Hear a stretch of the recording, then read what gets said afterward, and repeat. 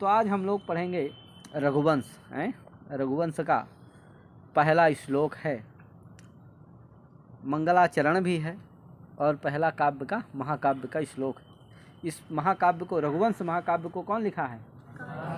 महाकवि कालिदास जी। कौन लिखे? महाकवि कालिदास। उपमा सम्राट है कि नहीं, दीप शिखा उपाधि युक्त, तो ये सब उनकी उपाधियाँ थी। ऐसे महाकवि कालिदास जी ने क्या लिखा है? रघुवंश महाकाव्य लिखा है। आज उनके उसी के बारे में, उसका जो पहला श्लोक है मंगलाचरण है, उसको हम लोग पढ़ेंगे। क्या है भैया? वागर्थाविव संपृक्तौ वागर्थ प्रतिपत्तये जगतः पितरौ वंदे पार्वती परमेश्वरौ। ठीक है, ये पहला उनका श्लोक है। वागर्थाविव संपृक्तौ वागर्थ प्रतिपत्तये जगतः पितरौ वंदे पार्वती परमेश्वरौ। अब देखो, वागर्थाविव, इसमें तो पहले अलग अलग कर दो। एचो अयवा अयवा सूत्र आप पढ़ चुके हैं, सभी लोग आज संधि हो गई। ये प्राय जो नए हैं उनकी भी हो गई, तो आप जानते ही हो। वागर्थाविव कौन सी संधि हुई यहाँ? एचो अयवा अयवा से क्या हुआ है? अब नहीं हुआ बेटा, क्या हुआ है? आव हुआ है। वागर्थौ इव क्या था? देखो, बिना व्याकरण के आएगा साहित्य? संधि विच्छेद नहीं कर पाएगा इसका कि वागर्था अविव है कि क्या है, वागर्था इव है कि वागर्थ विव है कि वागर्थ विवी है, क्या है कि नहीं? उसका तभी वो व्याकरण वाला ही कर पाएगा कि भैया वागर्थौ है कि नहीं, बराबर वागर्था है कि नहीं यहाँ। और फिर आगे की भी बड़ी प्रक्रिया है भैया। वागर्थौ शब्द कैसे बना है कि नहीं? वाक्च अर्थश्च इति वागर्थौ। फिर वागर्थौ का इव के साथ भी समास हुआ है। कौन हुआ? अब ये सब अर्थ कौन लगा सकता है बताओ? बिना भैया के लगा सकता कोई? इसलिए बेटा सबसे प्रथम क्या है? व्याकरण है कि नहीं। व्याकरण ज्ञान पूर्वक पढ़ोगे तो सब तुम्हारे लिए प्रत्यक्ष रहेगा, नहीं पढ़ोगे तो कुछ भी प्रत्यक्ष नहीं रहेगा। ज्योतिष भी प्रत्यक्ष है, लेकिन वो बिना व्याकरण के वो भी, क्योंकि सब संस्कृत में लिखा हुआ है ना, उनका अर्थ निकालना पड़ेगा ना, तभी ना समझ में आएगा। तो उसको बिना व्याकरण के संभव नहीं। साहित्य पढ़ना है तो वो तो संभव ही नहीं है। रट्टा मार लेना 4, 6, 10, 20 श्लोकों का अलग चीज़ है, लेकिन अगर ठीक से पढ़ना है, समझना है तो बिना, हाँ समझ गए ना। इसलिए सभी क्या है? सर्वप्रथम व्याकरण, उसमें भी सबसे पहले कौमुदी, सबसे पहले कौमुदी। चलो भैया हम लोग आगे चलते हैं। तो वागर्थौ इव ऐसा कर लेना है। वागर्थौ इव, वागर्थौ में समास है, क्या है? वाक्च अर्थश्च इति इतरेतर योग द्वंद्व समास हुआ है। वागर्थौ, देखो श्लोक का अर्थ यदि लगाना है तो आपको अन्वय, हम जैसे नत्वा सरस्वती में बताए थे कि 2 प्रकार के अन्वय होते हैं, दंडान्वय और खंडान्वय। तो वो तो होते ही हैं। तो अन्वय, दंडान्वय प्राय पुस्तकों में दिया रहता है, परीक्षाओं में भी जो आदमी लिखता है वो दंडान्वय ही लिख देता है, उसी से अर्थ निकलता है। तो दंडान्वय होता है। तो इसका पहले श्लोक का क्या किया जाता है? अन्वय लिखा किया जाता है। पहले तो संदर्भ होता, थोड़ा बता दिया था भैया किस संदर्भ में कहा गया है श्लोक का है, तो बता ही दिया मैं कि पहला महाकाव्य का पहला श्लोक है। उसमें मंगलाचरण के उसमें क्या किए हैं? महाकवि कालिदास जी ने श्लोक लिखा है कि नहीं, वागर्थाविव संपृक्तौ। अब इसका अन्वय आपको करना पड़ेगा है। तीसरे नंबर में आपका आता है अन्वय, माने संदर्भ, श्लोक बोलिए फिर अन्वय लिखिए, संदर्भ बोलिए फिर क्या बोलिए, उसका अन्वय करिए, फिर व्याख्या करिए हैं। तो अन्वय करिए, तो अन्वय क्या करेंगे भैया? वागर्थाविव संपृक्तौ है कि नहीं, वागर्था पृक्तौ पार्वती परमेश्वरौ है कि नहीं, वागर्थाविव संपृक्तौ पार्वती। और भैया वागर्थाविव संपृक्तौ वागर्थ प्रतिपत्तये जगतः पितरौ, जगतः पितरौ पार्वती परमेश्वरौ है कि नहीं। वागर्थ प्रतिपत्तये बंदे, अहम कर्ता का अध्यार हो जाता है, जिसे अहम बंदे, समझे कि नहीं, मैं नमस्कार करता हूँ। तो ये इसका अन्वय क्या है? वागर्थाविव संपृक्तौ जगतः पितरौ, जगतः पितरौ पार्वती परमेश्वरौ वागर्थ प्रतिपत्तये वंदे। देखो थोड़ा थोड़ा समझ जाओगे ना तो अपने आप समझ जाओगे। वागर्थाविव संपृक्तौ, पहले तो सबसे मुख्य मेन कौन है? तो वंदे, मैं नमस्कार करता हूँ। किसको भैया वंदे? तो कहा कि पार्वती परमेश्वरौ वंदे, पार्वती परमेश्वर है कि नहीं, पार्वती को और परमेश्वर जी को है। पार्वती चा परमेश्वरश्च इति पार्वती परमेश्वरौ। देखो इतरेतर योग है कि नहीं। और पार्वती परमेश्वर को यानी पार्वती जी को, अम्बा सहित जो शिव हैं उन शिव को हम क्या करते हैं, नमस्कार करते हैं, प्रणाम करते हैं, है कि नहीं। फिर कहे भैया वो पार्वती परमेश्वर कैसे हैं, कहा जगतः पितरौ, जगतः का भैया वो जगत के पिता हैं, जगत के पिता है। अब देखो पितरौ लिख दिया, पितरौ का अर्थ क्या है, तो पिता च माता च इति पितरौ, पिता च माता च इति पितरौ। ये है पितरौ कहने से दो अर्थ बोध करना है, पिता का और माता। अरे पितरौ थोड़ी है शंकर जी भी, माता पार्वती जी भी, पार्वती तो माता ना है, तो पितरौ कह दिया, तो पितरौ से ही दोनों का बोध करना है। वो आप कब जानोगे, वहाँ एक शेष हुआ है, किसका, माता का, एक माने माता चली, माता का लुप्त हो गया, वो पद, माता पद का लोप हो गया है, जिससे पिता बस बचा है कि नहीं। पिता मात्रा एक सूत्र है द्वंद्व में, है कि नहीं।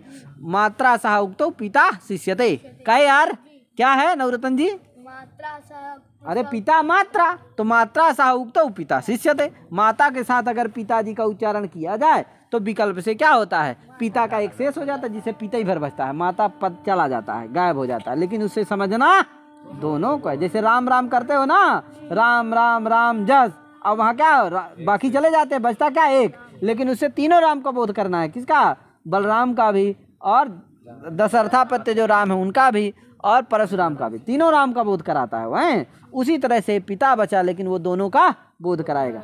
थोड़ा डिपली वाला है, मैंने सामान्य है, बहुत सरल है, बता दे रहा हूँ ज़्यादा, इसलिए कि आप लोगों को समझ में आना चाहिए कि वस्तुतः व्याख्या तो ऐसे की जाती है, क्या ये नहीं कि बस एक ठिक पदों का बस थोड़ा थोड़ा बोलते जाओ, हो गया। क्या है तो पितरौ, पितरौ का मतलब क्या है, पिता च माता च इति पितरौ, ये उसकी व्याख्या है।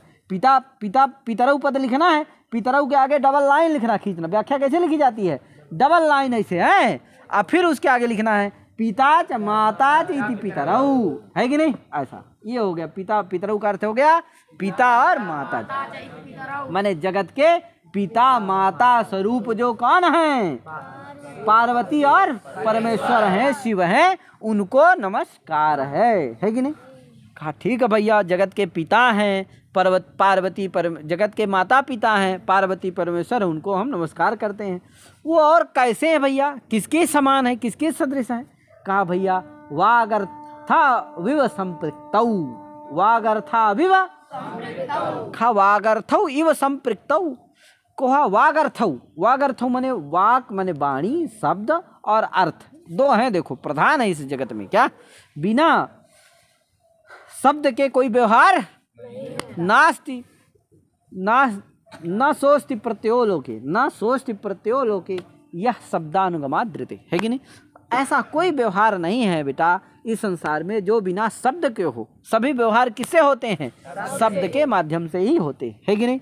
तो इस तरह से शब्द और अर्थ दो चीजें, क्या शब्द से ही ना अर्थ का बोध होता है, शब्द कहे तुरंत क्या हो गया, अर्थ का बोध। कहे यार अंश बुलाए तो अंश मतलब कौन, अगर 10 पांच हो गए तो फिर एक नंबर 1 नंबर 2 नंबर 3 करके बुलाना पड़े, क्या अंश नंबर 1, तो कौन आएगा, तुरंत आ पाएंगे। तो शब्द कहने से क्या होता है, अर्थ की उपस्थिति होती है कि नहीं। घट कहने से घटार्थ का बोध होता है कि नहीं। तो शब्द और अर्थ दोनों क्या हैं, एक दूसरे से अभिन्न है, मिश्रित हैं, तादात्म्य है, शब्दार्थयोस् तादात्म्यम। अब देखो इसकी व्याख्या बहुत की जा सकती है, क्या कम से कम एक पेज इसी में भरा जाए, एक पेज क्या कई पेज भरे जा सकते हैं, समझे कि नहीं। लेकिन हम यहाँ चूँकि इसकी व्याख्या इस तरह से नहीं करना, शब्दार्थोभर की नहीं करना है, हमको पूरे श्लोक की करना है, इसलिए सब हम वो नहीं करेंगे ज़्यादा, लेकिन थोड़ा बता दे रहे हैं, बहुत आवश्यक चीज़ है इसलिए बता दे रहा हूँ, इसको जरूर आप लोग जाने रहिएगा। शब्दार्थयोस् तादात्म्यम, शब्द और अर्थ का क्या होता है, तादात्म्य। शब्द और अर्थ में कोई भेद नहीं, है कि नहीं। शब्द जो शब्द है वही अर्थ है, जो अर्थ है वही, समझे कि नहीं। शब्दार्थयोस् तादात्म्यम, ये होता है तादात्म्य, अभेद, क्या अभेद, अभेद।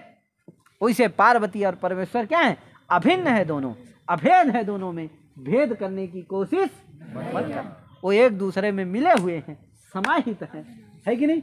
जो माता है वही पिता है, जो पिता है वही, वो एक दूसरे में क्या है, समाहित हैं, परस्पर में उनका प्रेम है, अनुरक्त हैं, उनमें ये नहीं है कि ये भिन्न है, ये भिन्न। भेद करने की कोशिश मत करना, बांटने की कोशिश मत करना है। हाँ, तो इस तरह से क्या है, तो वाग अर्थाविव संपृक्त, वाग और अर्थ के समान क्या है, वो मिश्रित है, मिले हुए हैं, अभेद है उनका। समझा, समझे कि नहीं समझे? तो शब्दार्थ का क्या होता है, जाने ना इतना क्या होता है? शब्दार्थयोस् तादात्म्यम। हाँ, शब्दार्थयोस् तादात्म्यम। शब्द और अर्थ का क्या होता है? तादात्म्य।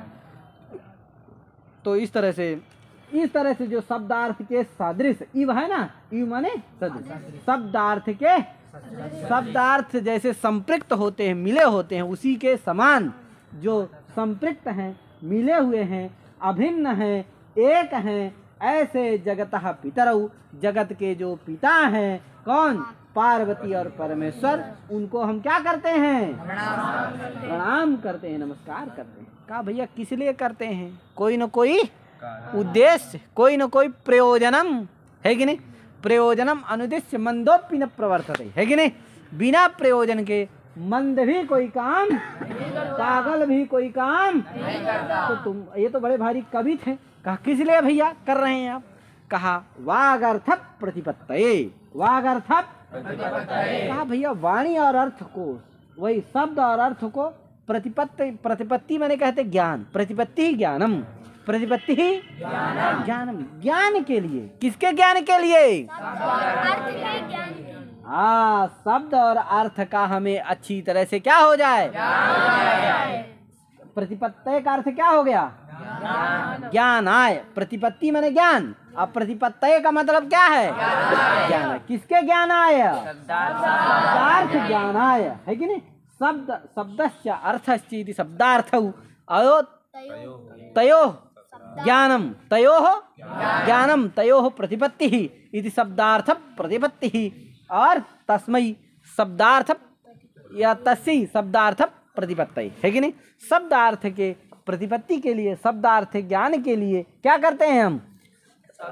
ज्ञान के लिए पर्वत, जगत के जो पिता हैं, पिता माता हैं, पार्वती परमेश्वर, उनको हम क्या करते हैं? नमस्कार करते हैं। तो समझ गए ना इसका अर्थ?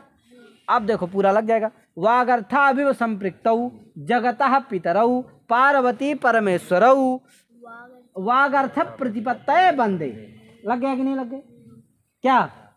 वागर्थाविव संपृक्तौ जगतः पितरौ पार्वती वागर्थ प्रतिपत्तये वंदे। लग गया कि नहीं? कौन बोलेगा? बोलो। वागर्थाविव संपृक्तौ जगतः पितरौ पार्वती परमेश्वरौ वागर्थ प्रतिपत्तये वंदे। वाह, बहुत बढ़िया, ताली इसके लिए। ठीक है, ठीक है, थोड़ा ही बस बजाना। और कौन बोलेगा?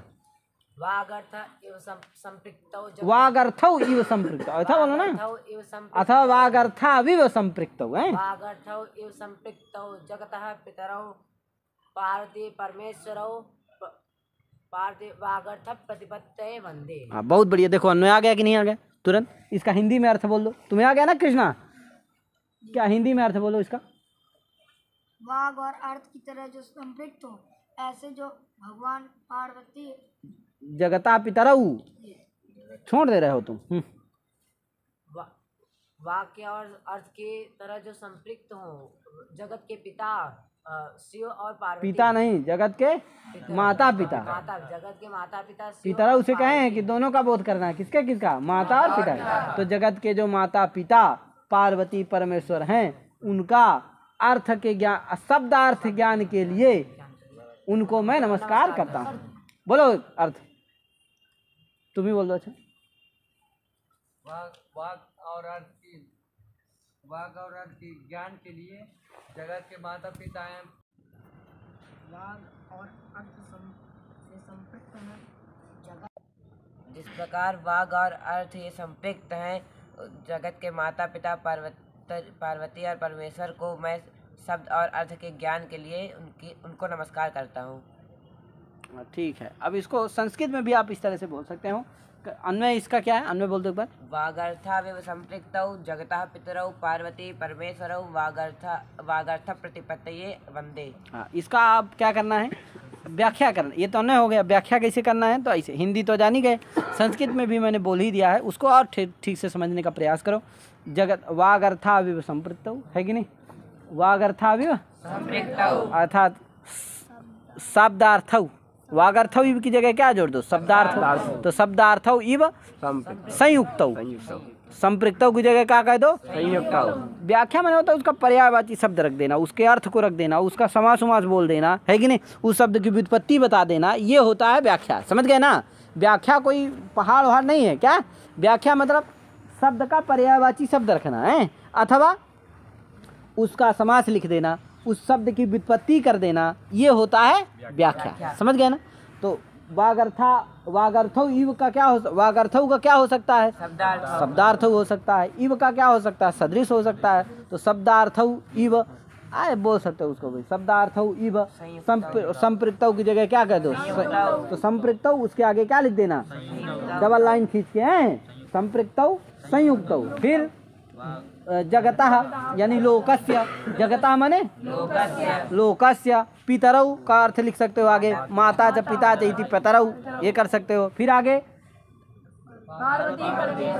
है कि नहीं, यानी सांब शिवौ, सांब या अम्बा शिवौ, है कि नहीं, गौरी परमेश्वरौ, है। अरे माता जी के तो बहुत सारे नाम है कि नहीं, तो पार्वती की जगह क्या लिख दो, अम्बा, अम्बा शिवौ, है कि नहीं, अम्बा परमेश्वरों की जगह कह दो अम्बा शिवौ, अम्बा विश्वनाथ हो, है कि नहीं, या सांब ऐसा भी कह सकते हो, है कि नहीं। फिर आगे वागर्थ प्रतिपत्तये, यानी कि शब्दार्थ प्रतिपत्तये, शब्दार्थ ज्ञानाय, शब्दार्थों को पहले समास लिख दो, शब्दस्य अर्थस्य इति शब्दार्थौ, तयोः ज्ञानम तयोः प्रतिपत्तिः, शब्दार्थ प्रतिपत्तिः तस्यै शब्दार्थ प्रतिपत्तये, है कि नहीं, ये लिख सकते हो आप। तो अर्थात शब्दार्थ ज्ञान के लिए, शब्दार्थ ज्ञानाय, है कि नहीं, शब्दार्थ का ज्ञान के लिए, वंदे, है कि नहीं, प्रणमामि, वंदे, वंदे माने प्रणमामि, अहम प्रणमामि, अहम माने मैं कालिदास क्या करता हूँ, प्रणाम। तो इस तरह से इसका क्या होना चाहिए, अन्वय व्याख्या सब तैयार रहना चाहिए, है? रहेगा कहीं बोल दोगे तो बड़ा अच्छा लगेगा, है? तो इस तरह से होना चाहिए।